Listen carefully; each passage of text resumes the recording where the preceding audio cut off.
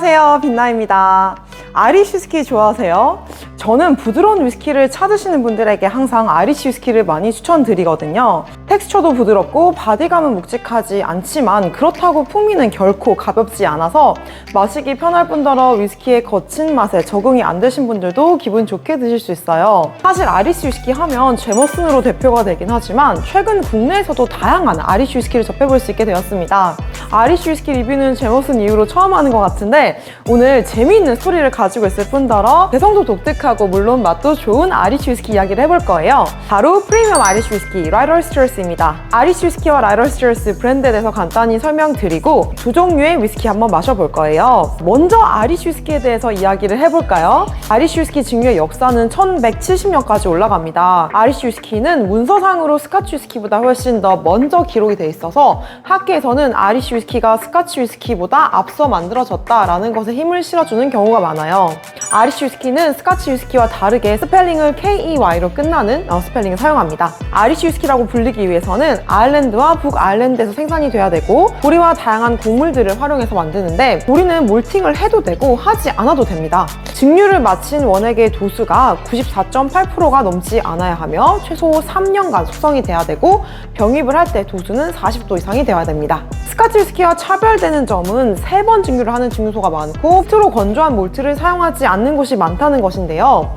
피트를 사용하지 않는 것과 3번 증류하는 것에 대해서 별도의 법적인 규정이 있는 것은 아니고 2번 증류해서 생산되는 아이리쉬 위스키도 있습니다.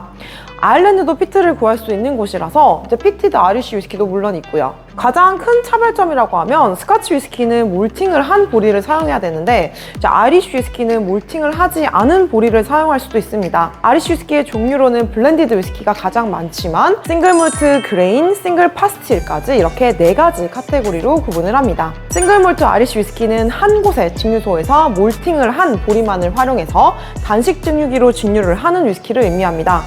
그레인 위스키는 다양한 곡물들을 활용해서 연속식 증류기에서 증류를 하여 생산한 위스키이고요. 싱글 파스틸 위스키는 조금 생소하시죠? 싱글 파스틸 위스키는 한 곳의 증류소에서 몰팅을 한 보리와 몰팅을 하지 않은 보리 및 그리고 여러 곡물들을 사용해서 단식 증류기에서 증류를 한 위스키입니다. 규정에 따르면 30% 이상 몰팅을 한 보리와 30% 이상 몰팅을 하지 않은 보리가 반드시 들어가야 되고 그리 등 곡물들을 5% 사용할 수 있습니다.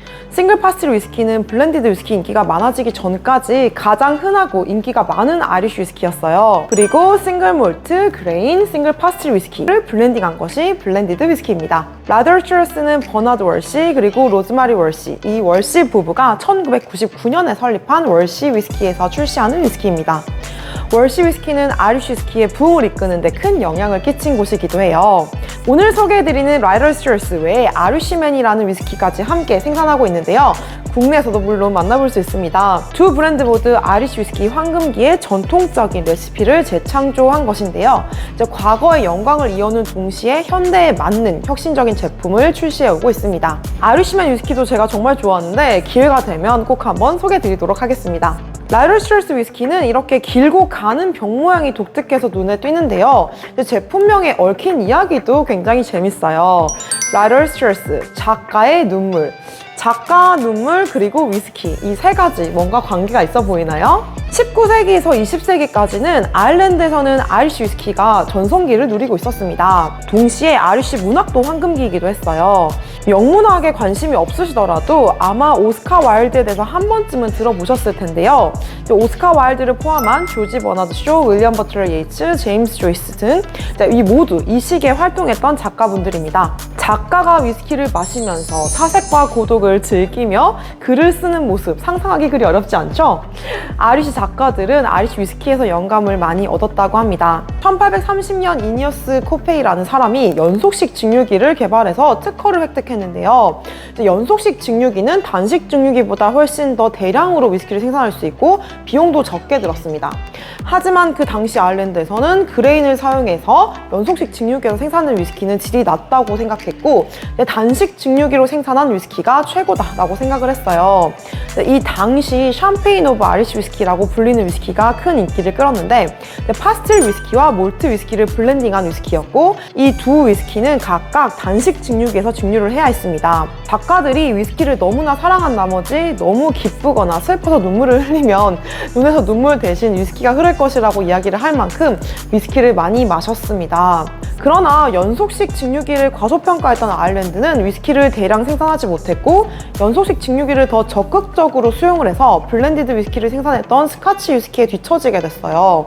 그리고 1900년대에는 미국의 금주법 시행으로 수출에 큰 타격을 얻었고 또 영국과의 무역 전쟁까지 겪었습니다. 그래서 18세기까지만 해도 2000여 개가 넘는 증류소가 있었던 아일랜드에는 1960년대에는 단 3개만 남아있게 되었습니다. 이렇게 아이리쉬 위스키가 좀 쇠퇴의 길을 걸으면서 작가들과 아이리쉬 위스키의 연결고리도 예전 같지 않아졌어요. 라이럴 스튜어트는 아이리쉬 위스키와 아이리쉬 문학의 황금기를 현대적으로 재현하기 위해 만들어진 위스키입니다. 19세기 유행했던 샴페인 오브 아이리쉬 위스키 제조 방식을 이어받아서 현대인의 취향에 맞는 맛으로 재탄생시킨 위스키입니다. 라이럴 스튜어트 브랜드는 창의력을 표현하고자 하는 작가의 감성을 가진 분들에게 영감을 주고자 만들어진 위스키입니다. 뭔가 모르게 베레모를 쓰고 트렌치 코트를 입고 또 낡은 더블린의 한 펍에서 고독을 즐기면서 마셔야 할 것 같은 라이럴 스튜어트 위스키인데요. 지금 당장 더블린으로 가지는 못하지만 제가 방금 말씀드린 브랜드 스토리들을 머릿속에 영화마냥 생생하게 재생을 시키면서 두 가지 라이럴 스튜어트 위스키 마셔보겠습니다.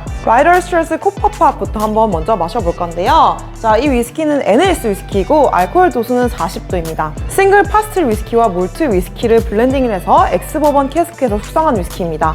이안복소는 본인에 져서 죽기 전에 마셔보아야 할 101가지 위스키 그 중 하나로 이 라이럴 스튜어트 코퍼팟을 꼽았다고 해요. 꾸덕하면서도 굉장히 달콤한 꿀향이 먼저 느껴지고요. 약간의 레몬의 시트러스한 향도 느껴집니다.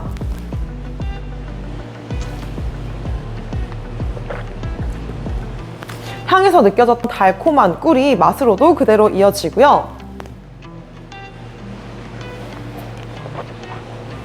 오트밀 쿠키 같은 그런 곡물이 들어있는 고소하면서도 바닐라와 카라멜 살짝 섞인 듯한 그런 쿠키의 맛이 나요. 포근하고 바닐라 느낌이 나는 달콤한 피니쉬로 마무리가 됩니다. 버번 캐스크 숙성의 바닐라 노트가 아이리쉬 위스키의 전형적인 부드러움과 조화롭게 만나서 가볍지만 기분 좋은 달달함을 느낄 수 있는 그런 균형 좋은 위스키입니다. 이어서 라이럴 스튜어트 더브로크를 마셔볼 건데요. 이름 그대로 두 가지 캐스크를 활용해서 숙성한 것이에요. 월시 패밀리와 도 꼬냑을 생산하는 리가레트 패밀리의 합작품입니다. 3번 증류를 한 싱글 몰트와 싱글 파스틸 위스키를 버번 캐스크와 프렌치 오크 꼬냑 캐스크에 숙성을 하여 매링하였습니다. 꼬냑 캐스크를 사용하는 위스키도 드문데 싱글 몰트와 싱글 파스틸 위스키를 블렌딩을 했다니 처음 보는 조합의 위스키예요. 냉각 여과를 거치지 않았고 NAS 위스키이고 알코올 도수는 46도입니다. 스파이시함이 한 스푼 얹어진 그런 바닐라 향이 먼저 느껴지고요. 가볍게 화사한 꽃의 향이 납니다.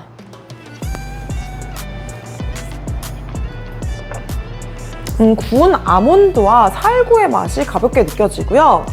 뭔가 맛과 텍스처에서 와인의 탄닌감이 전해집니다.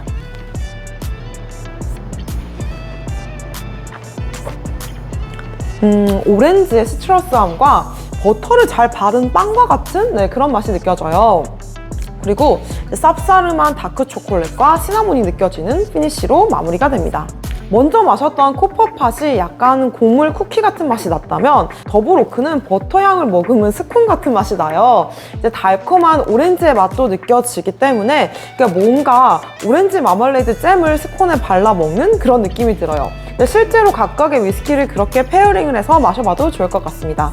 저에게 아일랜드 하면 버스킹과 원스 영화가 인상에 진하게 남아있고 또 아일랜드를 여행하면서 들렀던 역사가 긴 그런 낡은 펍들이 먼저 떠올라서 뭔가 모르게 쓸쓸하면서도 기분이 몽글몽글해지는데 그래서인지 이렇게 문학가들과 연결이 되어 있고 아이리쉬 위스키와 아이리쉬 문학의 영광을 재현하겠다는 라이럴 스튜어트 위스키를 마시니까 좀 괜히 감성이 풍부해지는 느낌이 가득해요.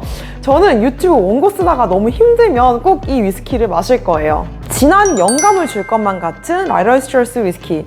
오늘 제가 전달해드린 아이리쉬 위스키와 이 라이럴스트러스 브랜드 스토리 머리와 가슴에 함께 담아두면서 풍성하게 한번 즐겨보시길 바랍니다. 저는 또 재미있는 스토리 가득 담은 위스키 가지고 찾아올게요. 다음에 또 만나요. 안녕.